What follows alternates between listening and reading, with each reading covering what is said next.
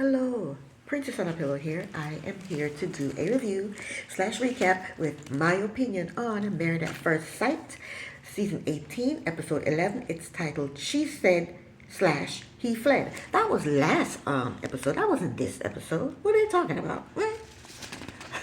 So now we're going to do the most boring couples first. Usually I just go along with how it is on the episode, the order of how it is on the episode, but I'm going to do the most boring couples first. First up is Camille and Thomas. Yeah, Camille and Thomas. They met up with Dr. Pepper. We're going to refer to Dr. Pepper as DP. DP had them talk about growing up. Thomas talked about his father helping him with his mistakes, but when he passed, he lost that support system, and he got emotional, and so did I. Camille talked about her parents separating when she was 10 and then divorcing when she was 17, and her having to step up to take care of everyone. She got emotional, and so did I. We never ever see Camille get emotional. This is her first time getting emotional on camera.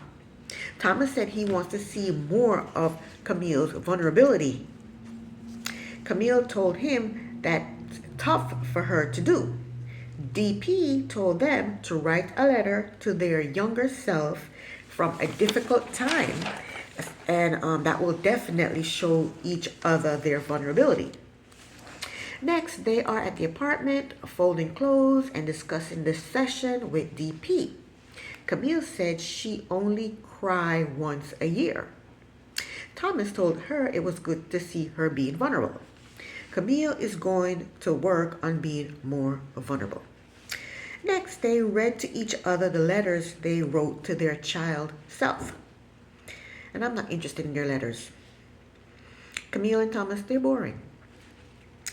Nothing wrong with being boring, but don't be boring on national TV. Okay, next up, Carla and Juan, the next boring couple. Carla is home alone. Her sister came over for a visit. Carla is, she's working. A client came over for a haircut. You go, Carla. She got fired, but she's still making that money. Anyway, she told her sister how different her and Juan are. She said he is structured and she is more lackadaisy. She also talked about how she can learn a lot from him about starting a business. Next, Juan and Carla go out for sushi, and she described to him the type of salon she wants to open. And I'm proud of her. I'm starting to like her. At first I thought she just wanted someone to take care of her, but now I'm seeing that she actually is serious about having her own salon. You go, Carla. So Juan gave her some advice, and she was receptive to it, even though I thought he was a bit too pushy with his advice. Next, Carla took Juan to a Pilates class. It's a salon that, it's like a salon, but it's also like a gym. And I think that's something like that she wants to open. She wants to do hair and she wants to do Pilates in this space. She's taking on too much.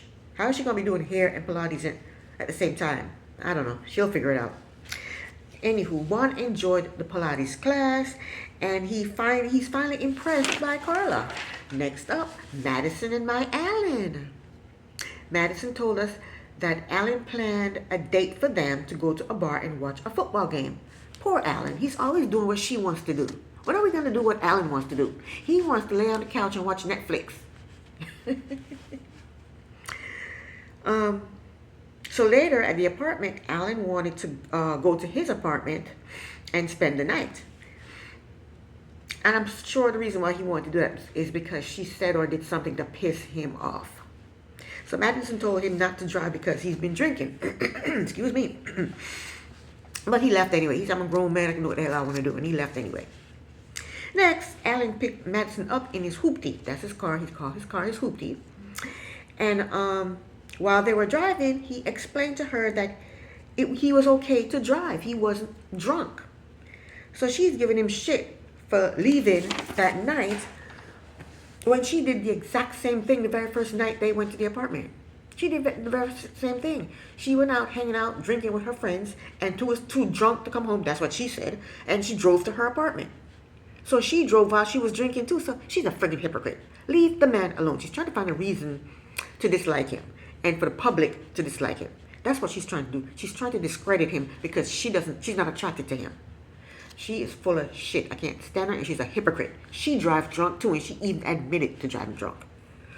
Or driving on an influencer, or whatever you want to call it. So next, Alan does a selfie video. He's by himself, and I think he's in the apartment. And I was there for what he was saying. Alan said he has never had to dial back his sense of humor and his sense of style just to get somebody to like him. He said, he wants to know, what does she find attractive about him? Because she's tearing him apart. Do this, do that, do that, do this. She doesn't like him as a person. She's trying to change him and trying to mold him into something that she wants when she doesn't even want him. So Alan, my answer to you is, he said, what does she find attractive about him? She finds nothing attractive about you, Alan. Nothing. She is a superficial bitch. That's what she is. She cares nothing about what he has going on up here or what he has going on in here. All she cares about is what he looks like on the outside. That's all she cares about. So next, Madison and Alan, they meet up with DP, Dr. Pepper. Alan told Dr. Pepper that he is trying to change for Madison, but she chips away at him more and more, and he doesn't know if it's worth fighting for. Alan is not worth fighting for. She's chipping away at you, trying to change you. Do not change for this bitch. Don't do it. Don't do it. She will never like you. Never. So Madison told him that that he tries. Alan said,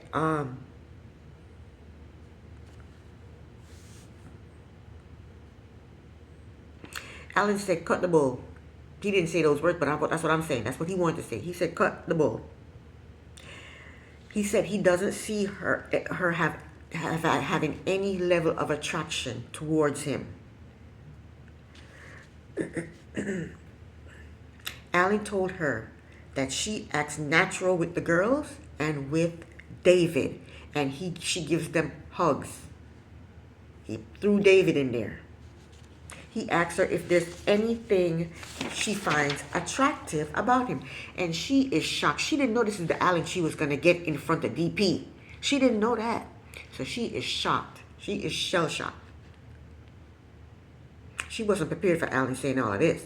She's looking dazed, confused, and tongue-tied. She said, I don't know. She said, that's a weird question to ask me. How is that a weird question to ask? He's asking you if you find him attractive. Is there anything about him you find attractive? Is that a weird question? No, he wants to know because you keep trying to change him. So DP, all she wants to do is talk about their childhood. So Alan talked about the custody battle he had to endure. That was traumatic for him. And Madison talked about her dysfunctional relationship with her mother. That somehow dealt with drinking. I don't think she got in depth to what happened with her and her mother. And Madison is full of shit. She goes out drinking with her friends on a regular. And you can't tell me that they don't drive after they've been drinking. And she even said it with her own words. She said when she was living in the city, after drinking, she would drive home because it was only a couple of blocks to go home. That's what she said out of her own damn mouth.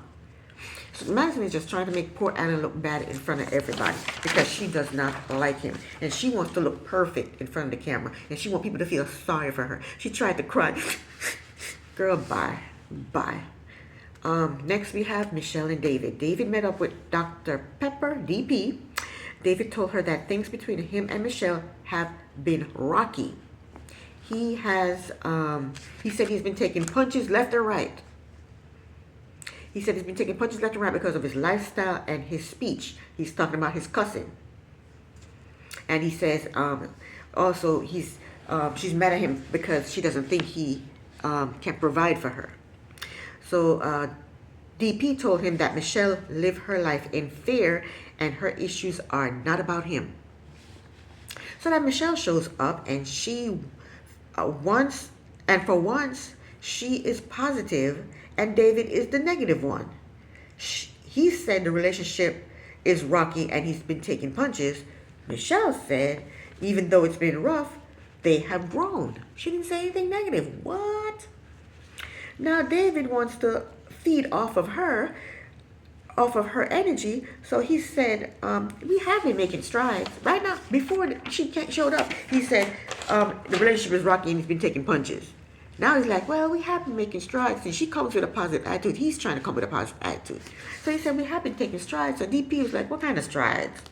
David said that their communication have gotten better. And Michelle said, oh, we stayed up for 20 minutes and talked to each other. 20 minutes? So DP said, and what else? What other stride? And you just, excuse me. Okay, I'm back. I thought somebody knocked at the door. So anyway, Dr.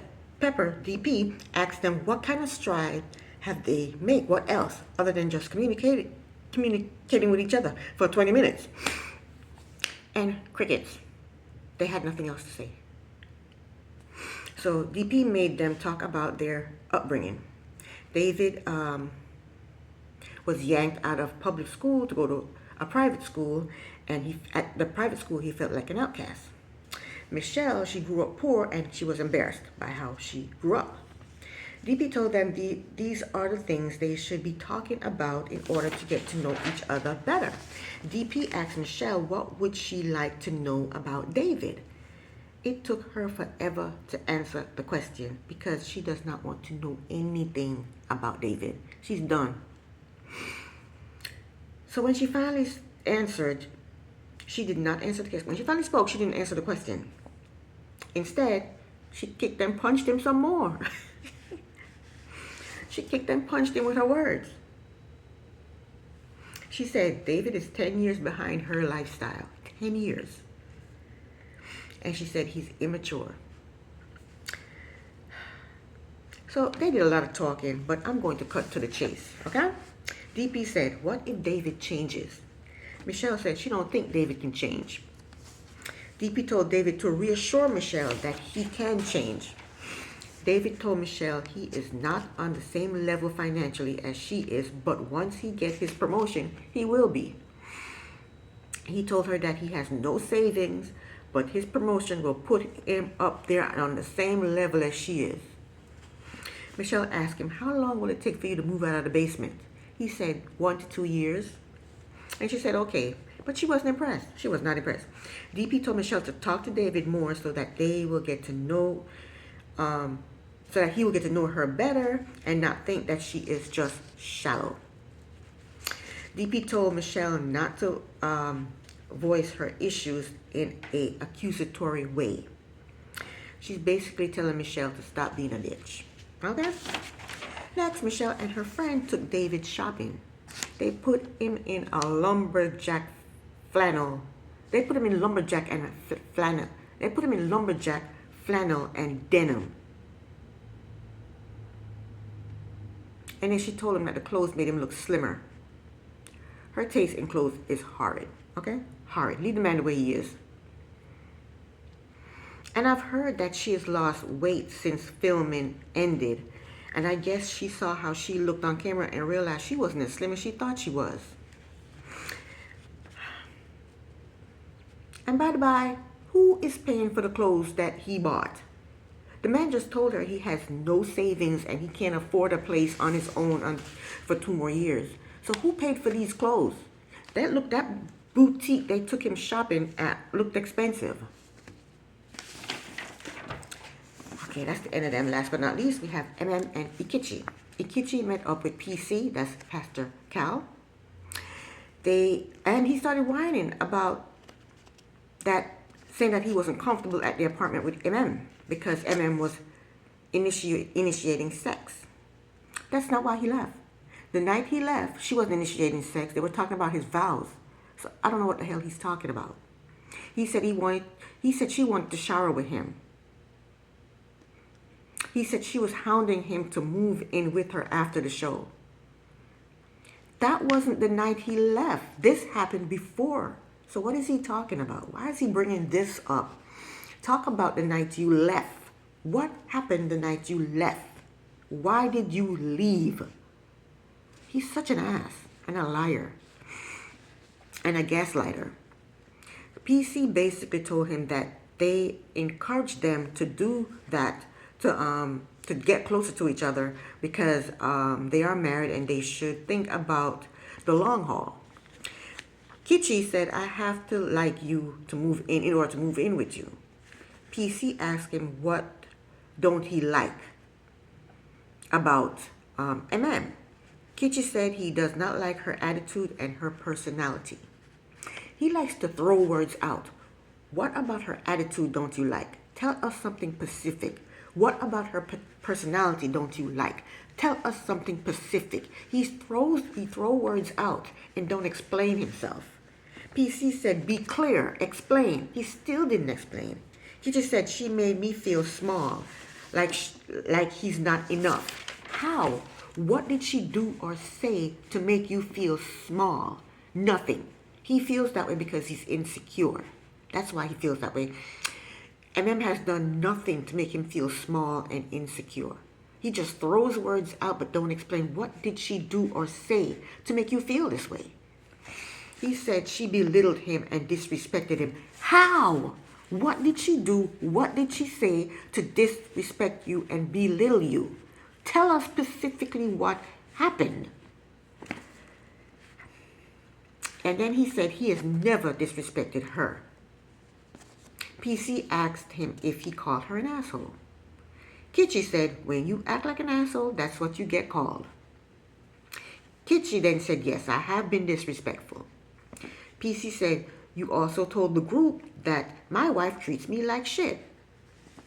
Kichi said, I probably should not have said that in front of everybody, but she pissed me off, so I didn't care. He sounds like a child. PC said she is overly ambitious, but she has a sensitive side. PC asked him if he has seen her sensitive side. Kichi said bits and pieces. PC asked him if MM changed, can he reboot? Kichi said, perhaps. Then he told PC that he's only going to have a conversation with MM if PC is there as well. And this entire conversation is BS. Kichi feels inferior to MM. He feels inferior to her. She has a better education than he does. She has a better speech than he does. She has a better house than he has. She has a better profession than he does. She has more money than he does. She has nicer clothes than he does. She has better furniture than he does. She has a better car than he does. She has a better life than he does. And there's nothing he can give her that she can't give herself. And he feels insecure. That's all that is. That's why he doesn't like her. And that's how he feels belittled and disrespected and like shit. That's why he feels this way. She hasn't done anything to him. She hasn't said anything to him to make him feel this way. He feels this way because he's insecure. See, the experts, they messed up. They should have matched her with someone who has a similar quality of life as she does. But no, they match her with an online poet who jumped from state to state chasing a reality show. Now Imam has to pay the price for their foolishness. And I'm sorry, Imam. I am sorry. So next, Imam meet up with Dr. Pia. Dr. Pia asks her what does she think is happening. Imam says Ikiche is not ready for marriage. Imam said she wants to talk to Ikiche, but she wants the expert there to keep his ass under control. Those aren't her words. Those are my words, but that's what she meant. Dr. Pia asked her why do she still want to be with him after he acted the ass? Not her words, my words, but that's what she meant. MM said there is a chance that he has not realized that the way he's acting is defense mechanisms. MM, there is also a chance that he's a moron. He can't get along with anybody. He didn't get along with his father. He can't get along with you. He couldn't get along with Dr. Pia. He didn't even get along with PC. PC had to say, hey, wait a minute, we're not going to do that. He said something to PC and PC was, wait a minute, we're not going to do that. He don't even get along with PC. He doesn't get along with her cousin. He doesn't get along with her friend. Who does he get along with? No one. Because he's a what? A moron. Ikiche has some rooted issues and he needs to lie on somebody's couch. And I said that because I'm saying that he needs counseling. And everybody needs counseling, but some people need counseling more than others. And Ikiche is at the freaking top of the damn list. Okay? Dr. Pia told her that she can catch more flies with honey. And I believe that too, but not Ikiche. He's a different species altogether. Dr. Pia asked her, when did he start to get crump? MM said at the housewarming. She said she tried to get him to expand on his answers because he says words that are fluff, and he does. He just throws things out there and don't explain himself. So I don't blame her for asking questions. Dr. Pia think that she gets spicy herself, and she think that also sets off Ikiche. So Dr. Pia's advice to her is to lead with her feelings and not with facts, so that Ikiche will not be defensive. Dr. Pia also told her, don't hound him, allow him to come to her, give him space. I don't think that's going to work because he just doesn't like her. And you don't want to talk to people you don't like, so their relationship is not going to work. You don't want to be around people you don't like. So next, and Ikiche, they meet up with PC, Pastor Cal, and Dr. Pia. arrived first. When Ikiche arrived, he greeted PC and Dr. Pia and didn't say anything to Imam. That was so rude. Is that the way he was raised? Even if you're pissed off at her, even if you're mad, even if you got shit in your pants, speak to the woman. It's common decency, it's common courtesy. And you counsel kids? Damn. PC asked, when did the conflict start? MM said at the house party because Ikiche called her aggressive. She said then he told Dr. Pia that she made unwanted sexual advantage towards him. Ikiche said he was not comfortable having sex yet. He said he was trying to protect the sanity of the relationship. See, he's just be throwing words around. Dr. Pia asked him if he shared that with MM. He said no. PC told Ikiche that when people try to control the pace of the relationship, it doesn't work. Ikiche said he asked her to go to listen to live music and she had questions. PC told Ikiche he is art and MM is science, so they think differently. PC told them that they have to step aside of their comfort zone and come together. Dr. Pia asked them if they can forgive each other and try again. MM said yes. Ikiche said he needs understanding, and MM wants him to help her to understand him. So they're going to move back in together and try again. And my prediction is this shit is not going to work. He doesn't like her.